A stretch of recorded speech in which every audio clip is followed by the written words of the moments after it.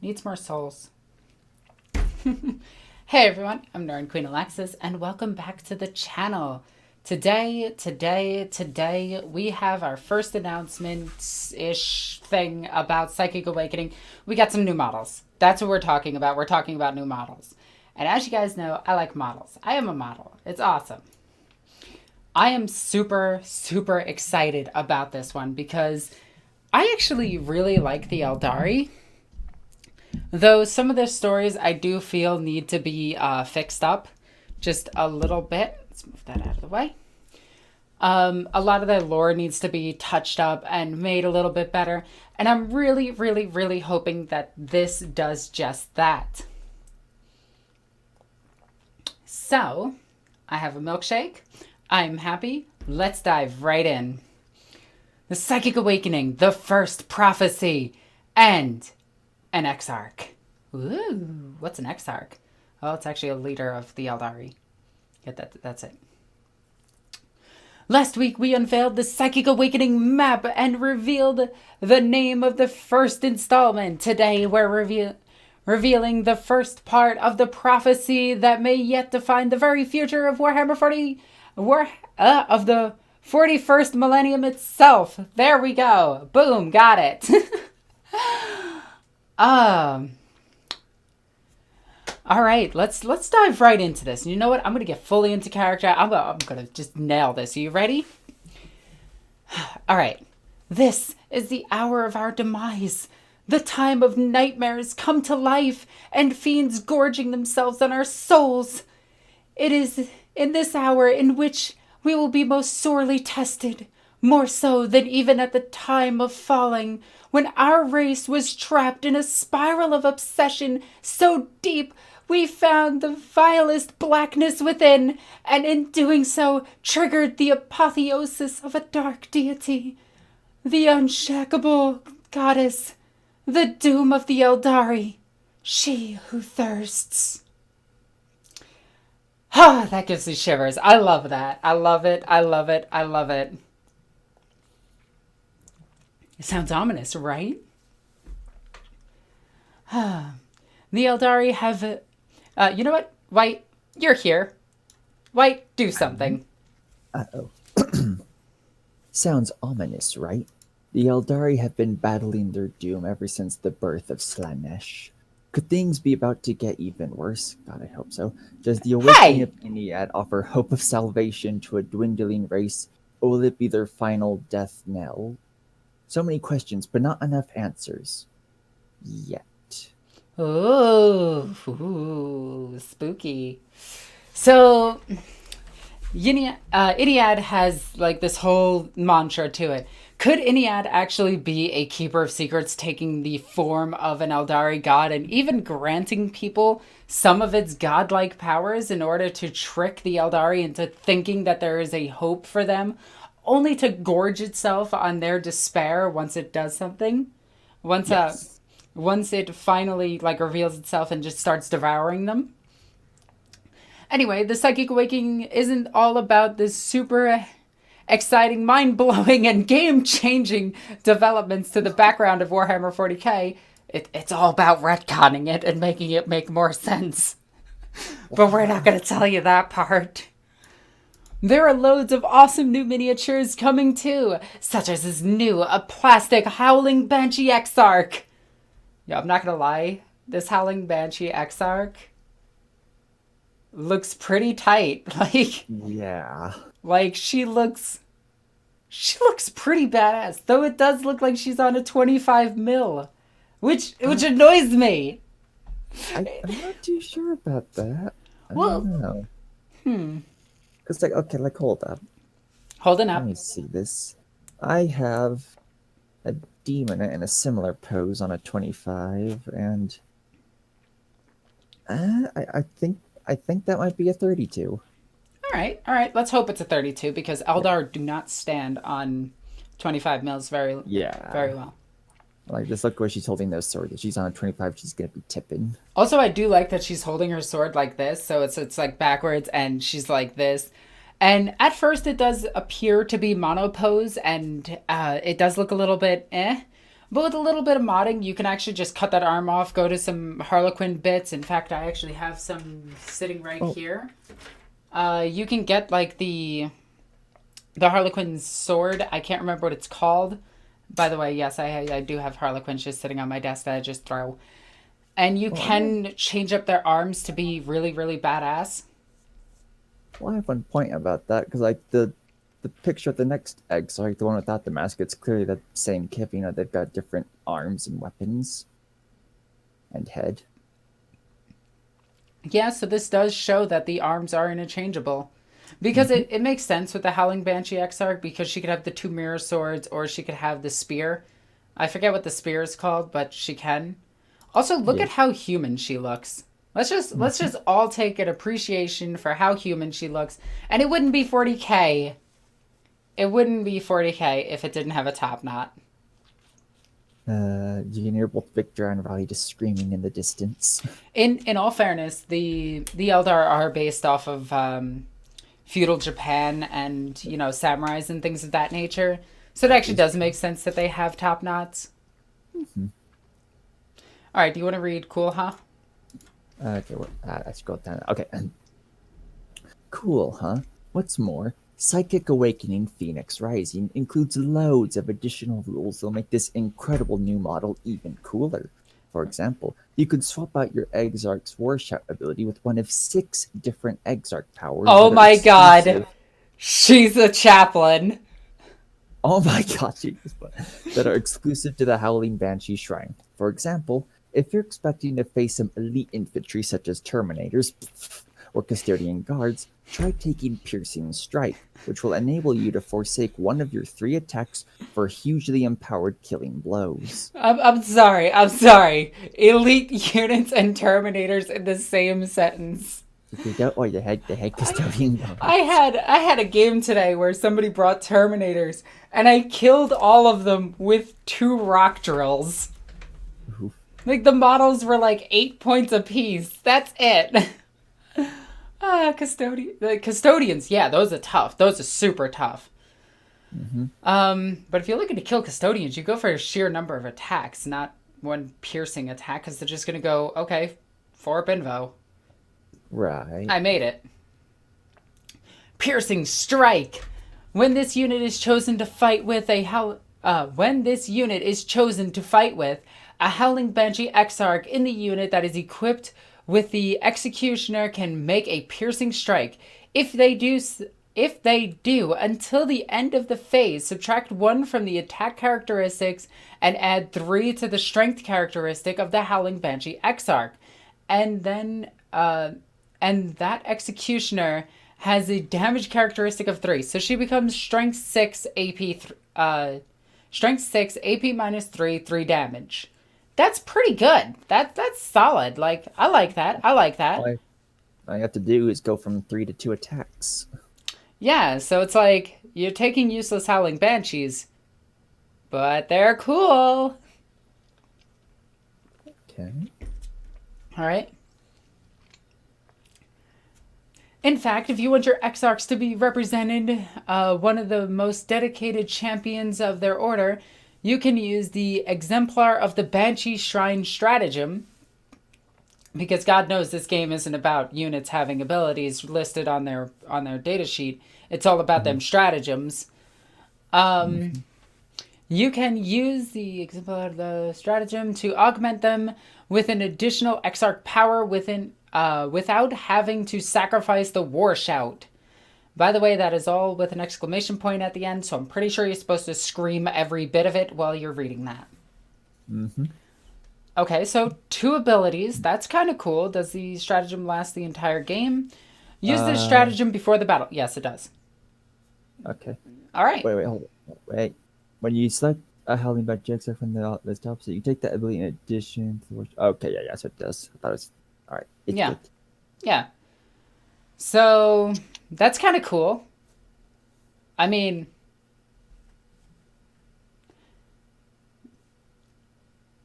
that's kind of cool. I mean, banshees aren't really the best of the shrines. Like we got to see what the dark reapers can do. Those are the best. We got to see what the fire dragons can do. I want to see the shining spears, the scorpions, The what are the ghosts called?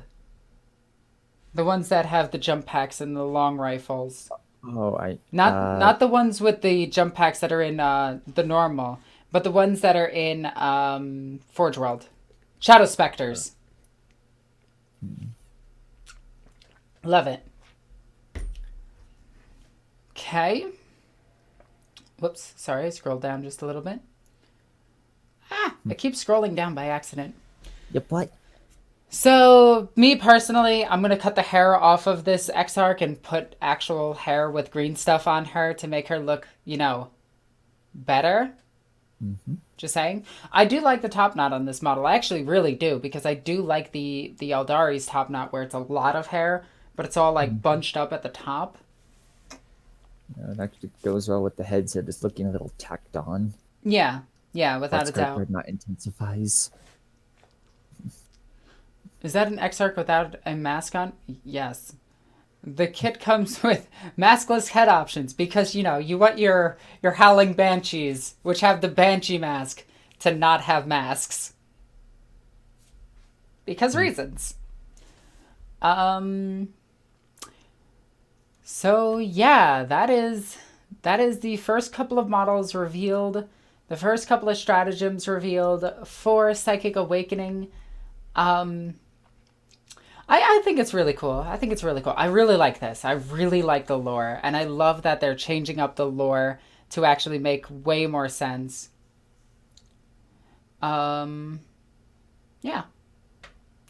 It is pretty cool. I'm interested to see what happens with the Eldar. Right now, all we know is the Eldar are having a civil war where the Dark Angels are not, despite the rumors and everything about them having one, even though it was pretty obvious that they never were.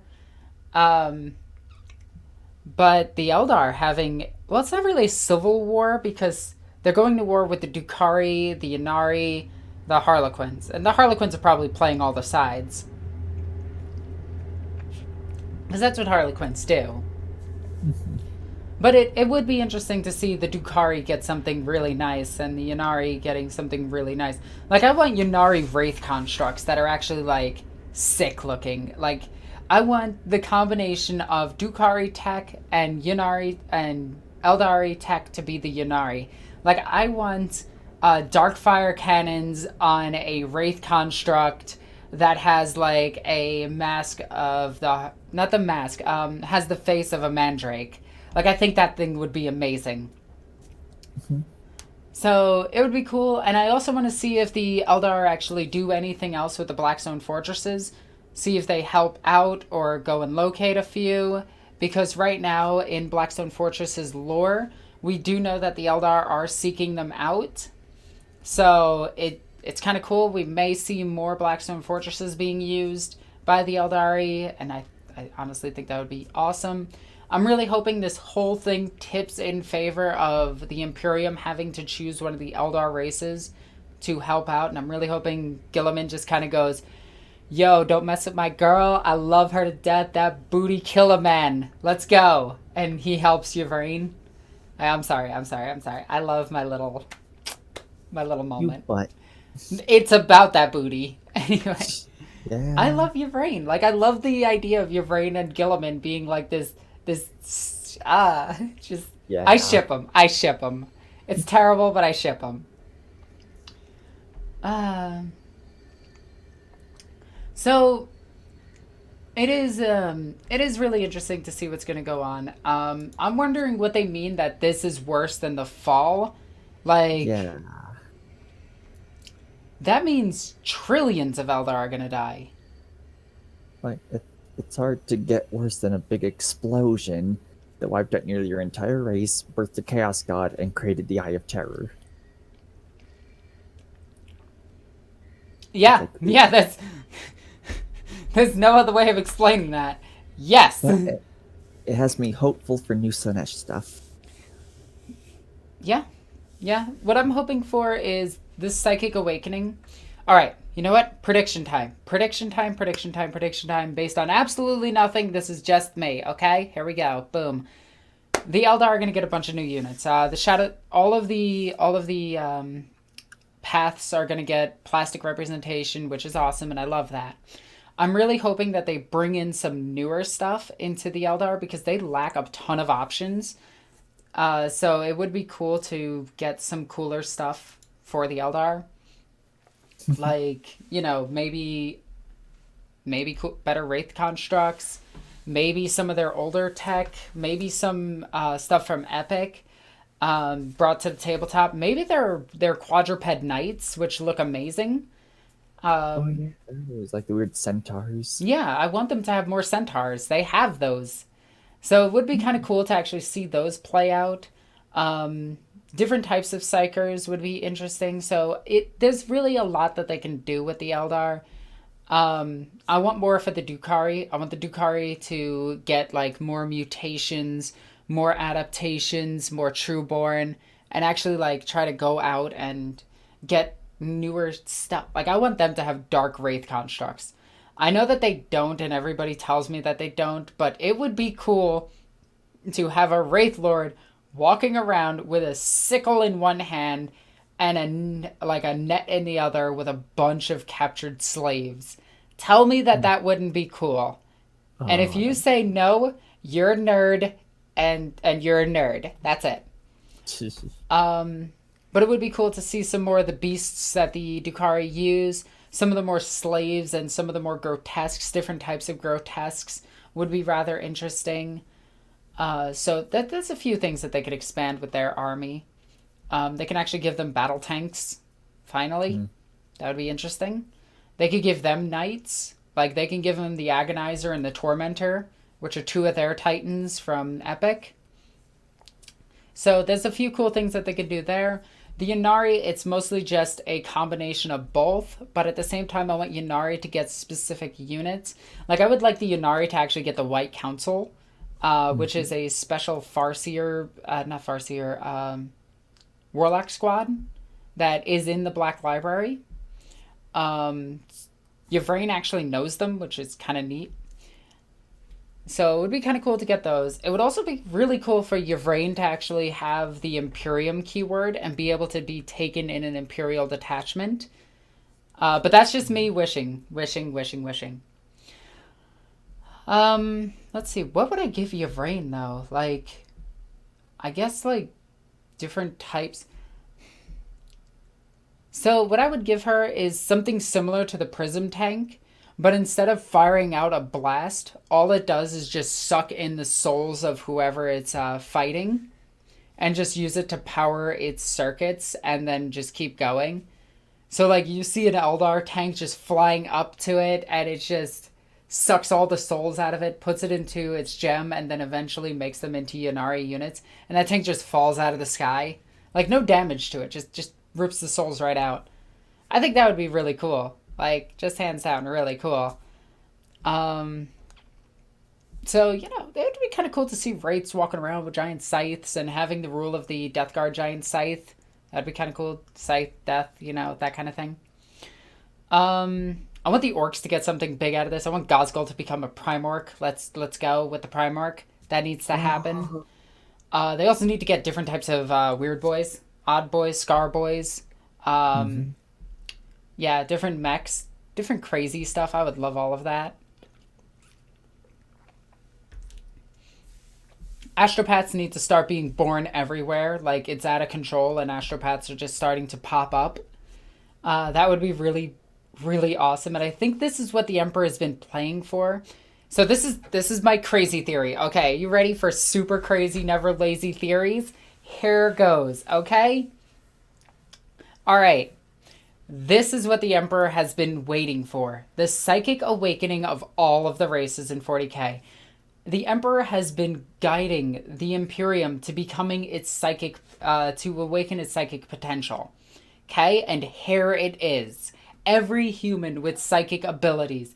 Imagine this. For an instant, Sisters of Battle Psychers, Adeptus Mechanicus Psychers. You could have things for the Adeptus Mechanicus which are similar to that of machine curses and things of that nature. You can have them have the scrap code as a psychic ability.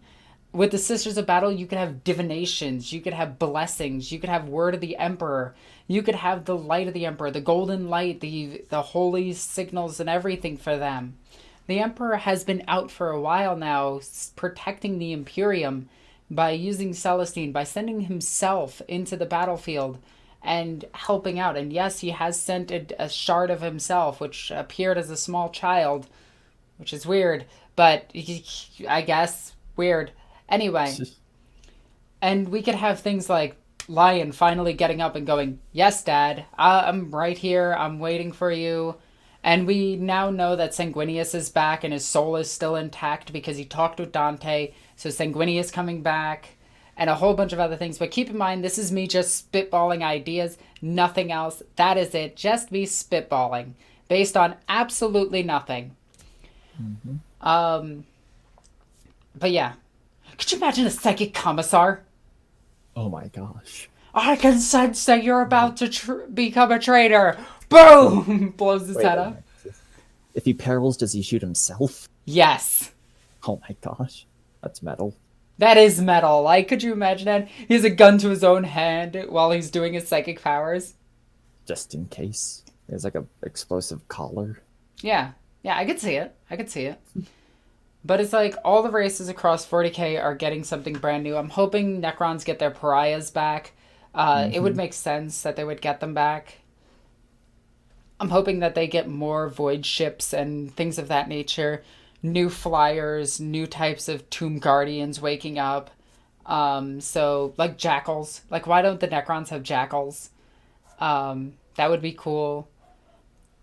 Let's see. Using more of this Satan, maybe the Void Dragon could awaken more on Mars and start influencing the technology on the planet and even influencing the Necron technology once again.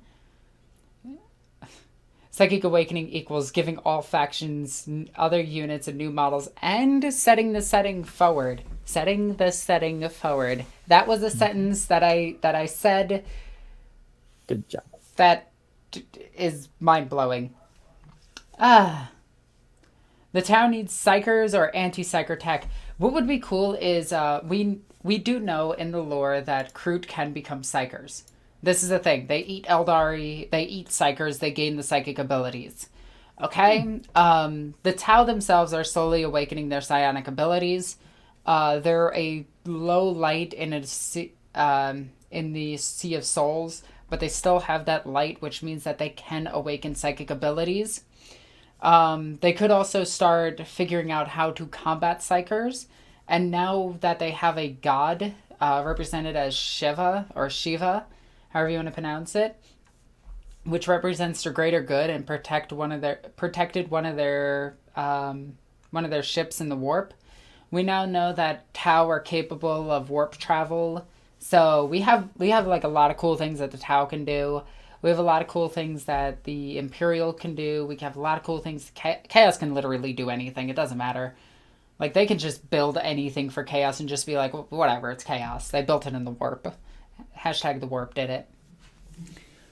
But yeah, it's like, I love it. I'm super excited. I am on board for all of this. I want every bit of this to actually, like, my mind is blown by this. I am so happy. I'm just going to say this. I am so happy that GW is finally pushing and answering questions and pushing the setting forward. Because the one thing that I don't like about 40k's lore and everything is that it's never ending. There's no answers. You can literally say anything and it could happen. So now that we have some definitive answers coming, I'm excited for that. Let's see. Setting the setting forward. Egoqueenalexis 2019.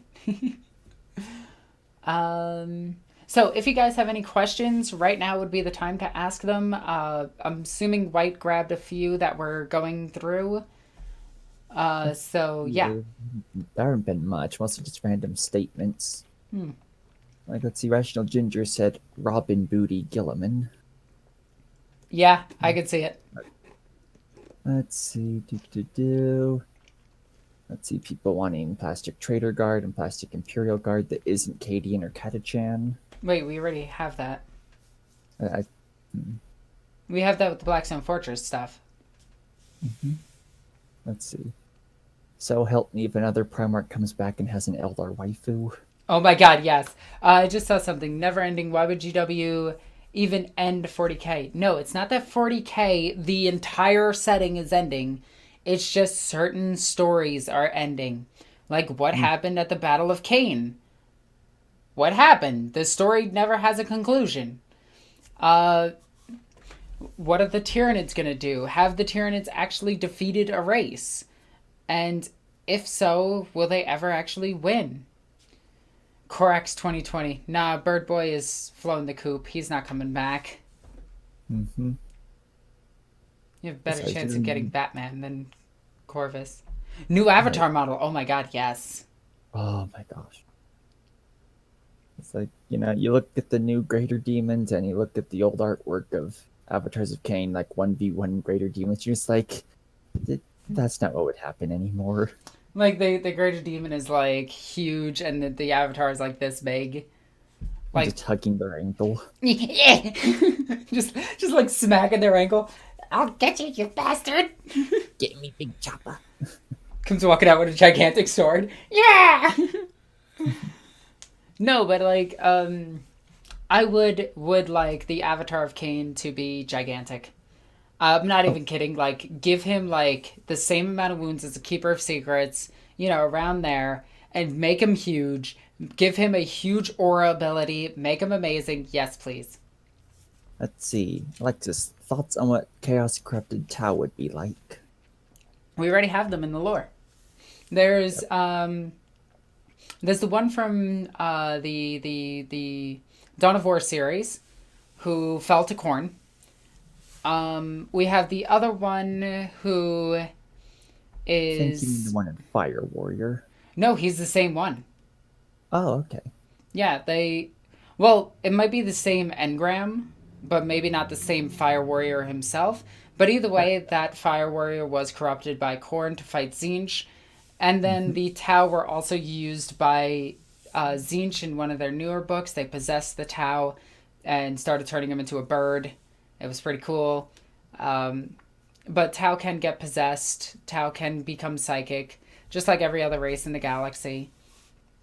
Okay. Zero Scale has a idea for Necron Psychers. Essentially, like Catan charged Necrons that basically used, said Catan power as psychic abilities to empower friendly units, like shooting lightning at them to charge them up.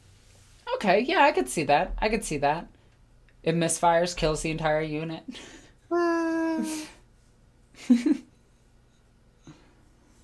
Ah. All right, so with that, I think we are going to wrap this up very quickly, very soon. But I gotta say, this is probably my favorite part right here. The whole Hour of Demise thing. I might make this into its own video, just reading this in a more dramatic voice and everything, and just going up about it because I am a voice actress and I do enjoy these types of things. So, yes, please. Anyway, guys, if you enjoyed this video, please hit that subscribe button. It actually helps. Hit that bell thingy. It's stupid, but it does help. It tells YouTube that you've subscribed to my channel and are interested in my content, which is weird. I know. Usually subscribing should be enough, but YouTube wants you to ring that dumb bell. Also, read the description. It has a bunch of links to my social media. There you can follow me on pretty much everything. I post selfies on Instagram all the time. Also, please be sure to check out my Patreon. Patreon goes a long way to keeping my lights on and milkshakes in my belly, and they are filled with souls right now, and souls are yummy. So, be sure to check it out. I sometimes do exclusive videos on there as well. Mhm. Anyway, guys, I'm Egoqueenalexis. I love you guys. Bye.